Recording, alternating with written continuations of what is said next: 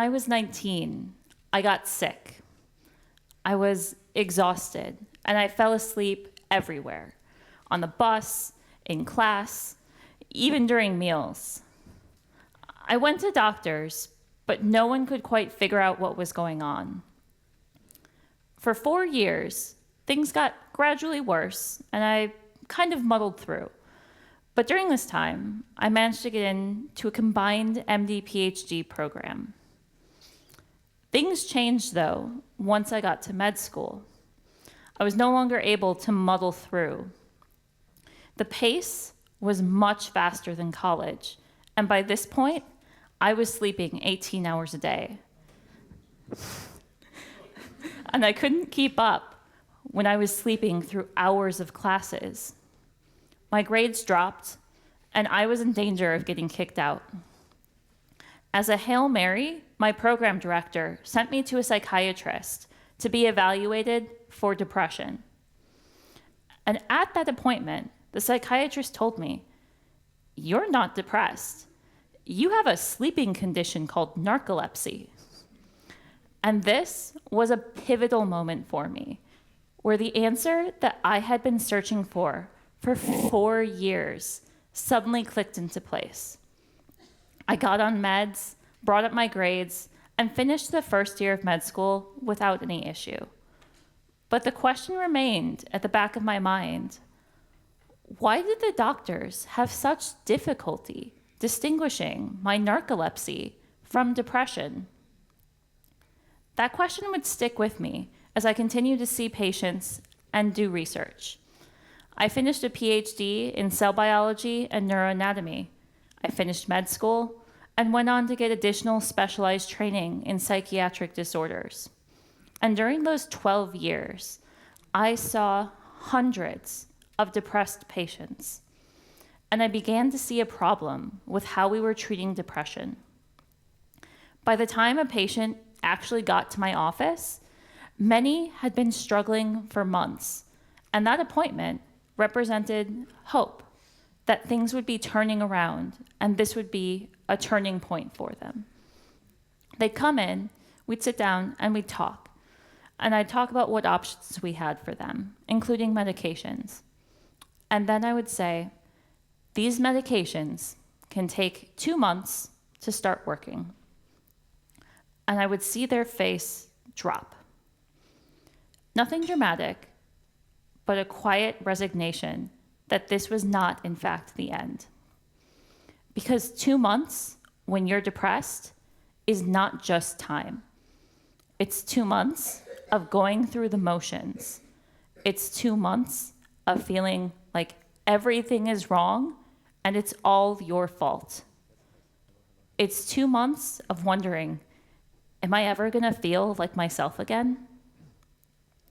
But they take the meds. And after 2 months, they'd come back. And for some of them, they didn't work. And we would have to start all over again. 45% of patients will need to try 2 or more meds and will wait over 6 months for relief from their depression. Now, let me just say, antidepressants were a miracle public health breakthrough, and I believe in these meds, and they bring relief from depression to millions of people. But in those moments in my office, sitting across from my patient who has already waited months without effect, I didn't feel that. I felt like I was asking them to endure their depression, not that I was treating it. And eventually, I couldn't ignore that feeling anymore.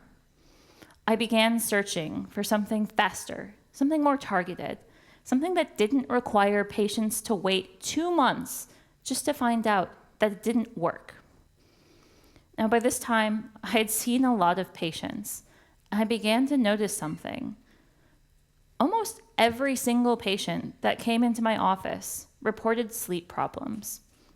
Not just problems occasionally falling asleep, but problems feeling exhausted, problems sleeping for way too long, problems that felt eerily familiar to me, and reminded me of my own struggles with narcolepsy.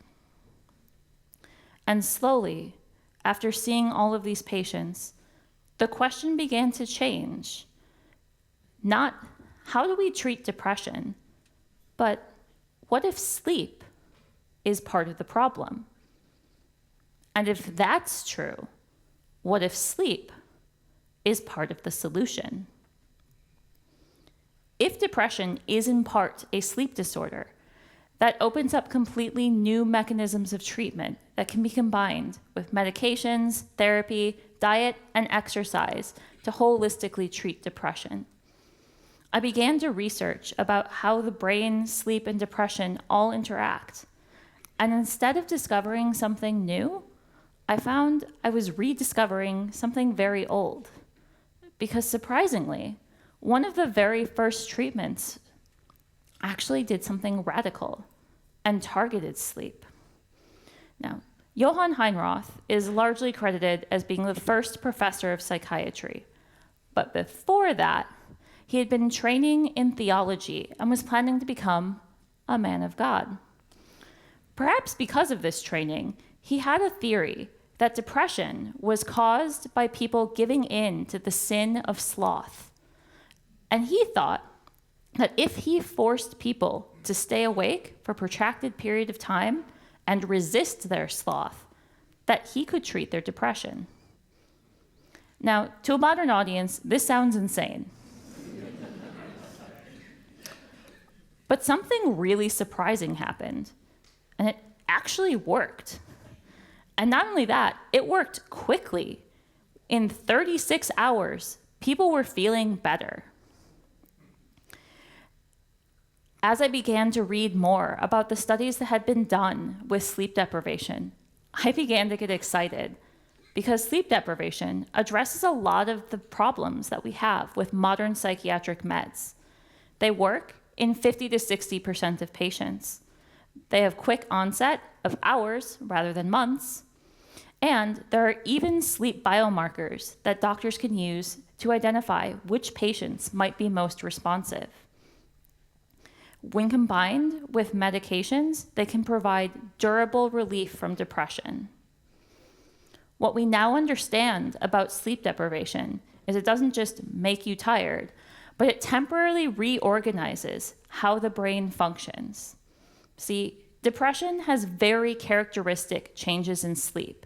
In particular, the balance between two sleep stages, slow wave sleep and REM sleep. Now, slow wave sleep, the brain produces slow electrical waves by turning neurons off and on. And these electrical waves move through the brain, much like the wave does in a stadium. And this pushes out all of the debris that builds up and leaves your brain squeaky clean. This is that sleep that allows you to wake up feeling refreshed, rejuvenated, and ready to attack the day. REM sleep, on the other hand, is different. During REM sleep, the neurons fire more randomly. This is the part of sleep where we dream, where we process emotions, cement our experiences, and organize our memories. What happens in depression, though, is that REM sleep starts to dominate. And both of these stages of sleep are necessary for good brain health.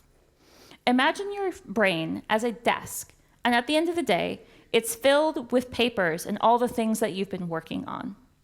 REM sleep is like taking those papers, sorting them into piles, and putting them with the things that they belong to. Slow wave sleep, on the other hand, is like taking those piles and putting them into a filing cabinet, allowing you to retrieve them later, but leaving you with a clean workspace. But in depression, REM takes over, and it's like you're sitting there sorting and resorting piles without ever actually taking them off your desk and getting a clean workspace. Now, sleep deprivation interrupts that pattern.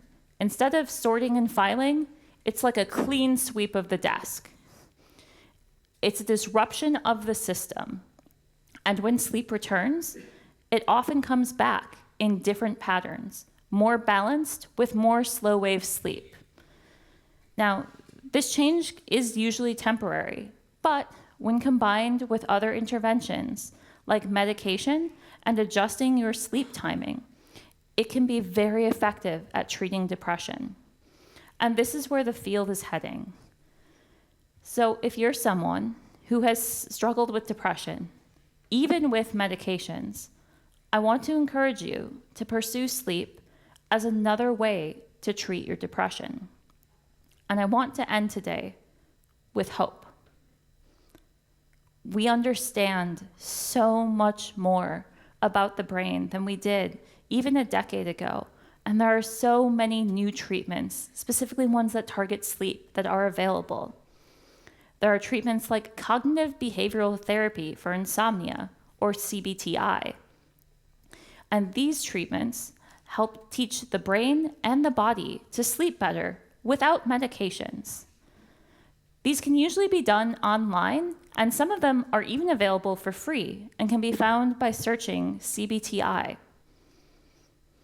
Additionally, we know that small changes to your sleep, like controlling your light exposure, keeping a regular sleep schedule, and keeping your bedroom comfortable, can have outsized effects on your sleep and your mood.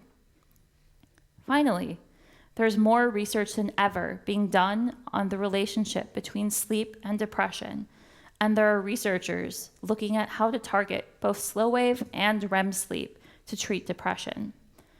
If that's something that you're interested in getting involved with, you can find lists of clinical trials that are recruiting at clinicaltrials.gov. We're in a new era with so many new treatment options that are open and available to help people. So your sleep isn't just a symptom. It might be the solution.